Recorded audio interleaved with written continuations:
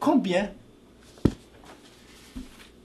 de résolutions des Nations Unies n'ont pas été respectées par Israël? Israël, c'est le seul pays au monde qui ne respecte pas les résolutions des Nations Unies.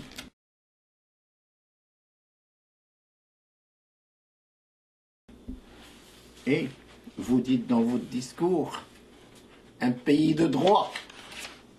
De quel droit vous parlez? De la vôtre que vous avez fermé le Parlement pour demeurer au pouvoir, M. Harper?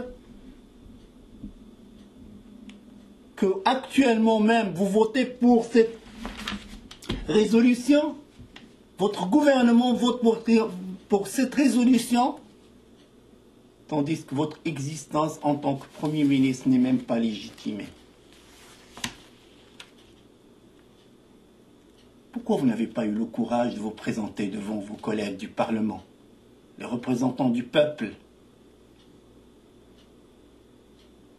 Vous avez opté pour fermer le Parlement pour qu'on ne vote pas pour, parce que vous n'êtes pas apte à diriger ce pays, qui est un pays de paix, un pays de droit, un pays où on est fier vraiment d'en faire partie, un pays où on le défendra devant n'importe quoi, un pays où nous sommes très fiers quand on est à l'extérieur de montrer notre passeport et de dire nous sommes Canadiens, et c'est nous, et grâce à nous, qu'il existe les casques bleus à travers le monde.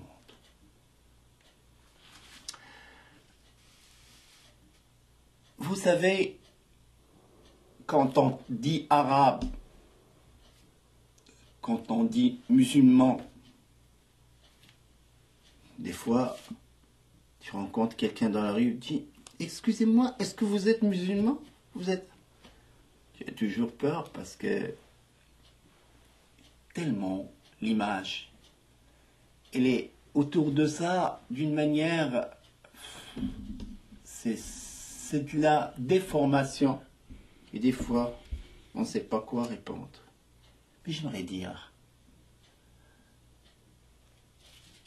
aux Marocains, aux Arabes, qui sont dans le... on est nombreux. Au Canada, on est plus d'1 million, monsieur Harper. Vous nous devez le respect.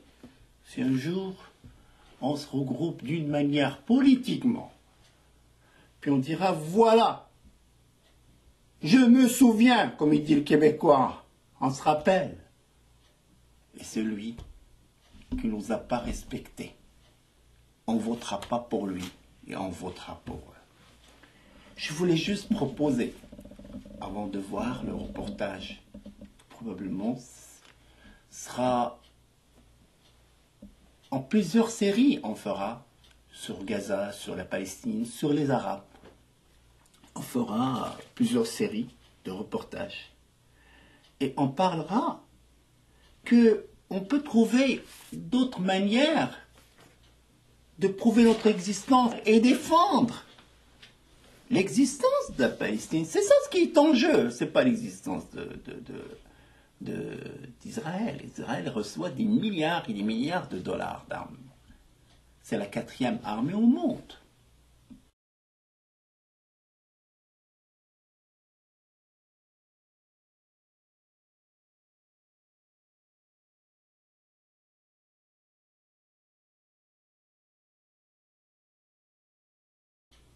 On tire avec une petite requête parce que je suis pris. Et puis, non, bon, on te répond avec des mots, puis on dit, ben voilà. Il faut qu'on trouve de toute façon. Ne sont pas. Il faut que le monde comprenne. Il faut que nous-mêmes aussi, on sache quand on dit, quand on arrive à dire à quelqu'un, Assalamu alaikum, la paix sur vous. C'est-à-dire qu'on vient toujours, notre approche est pacifique et j'arrêterai jamais de le croire. C'est là où j'étais éduqué. Régler mes problèmes avec la plume. Ou les régler avec la parole. De toute façon. Il n'y a pas... On ne sera jamais aussi bien armé qu'Israël et on ne le veut pas. Parce qu'on veut donner à nos enfants une autre vision du monde, un monde pacifique. Nous sommes des Arabes et on est citoyens de plusieurs pays occidentaux. Et aujourd'hui, on peut vraiment utiliser des armes économiques et des armes politiques.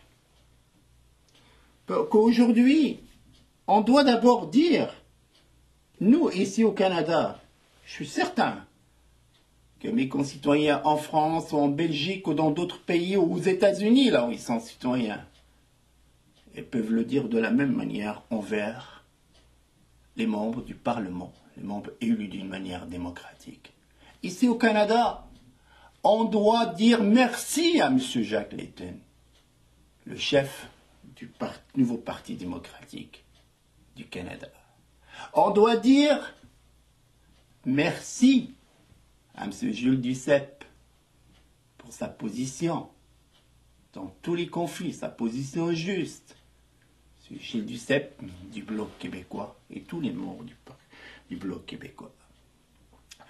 Il faut qu'on dise un grand merci d'ailleurs au nouveau élu, M. Amir Khadir, dans Québec solidaire. D'ailleurs, il est actif toujours.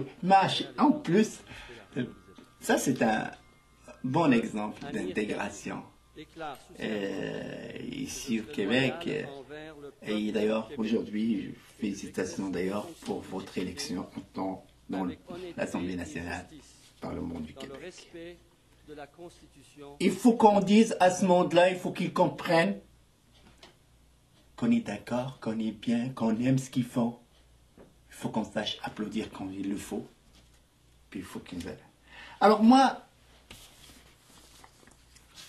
si on veut parler vraiment... Puis là, je ne peux pas d'ailleurs passer avant de parler aussi Monsieur Ignatieff, Michael Ignatieff du Parti libéral.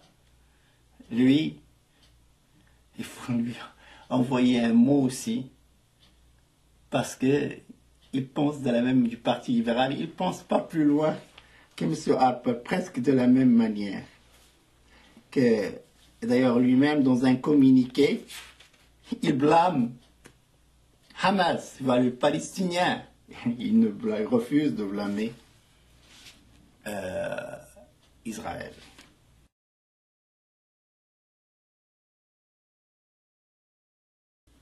Je ne sais pas pourquoi. Et pourtant, M.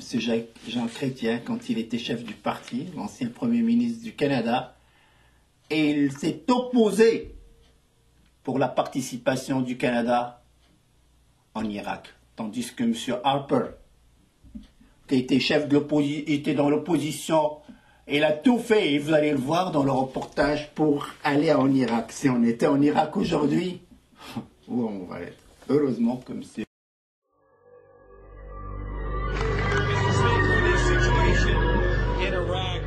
Is moving towards imminent crisis and military action.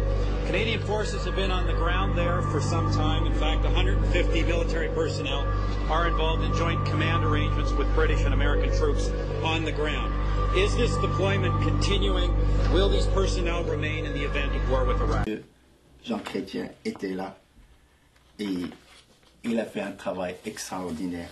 C'est pour ça que nous, en tant que Canadiens, on n'était pas là.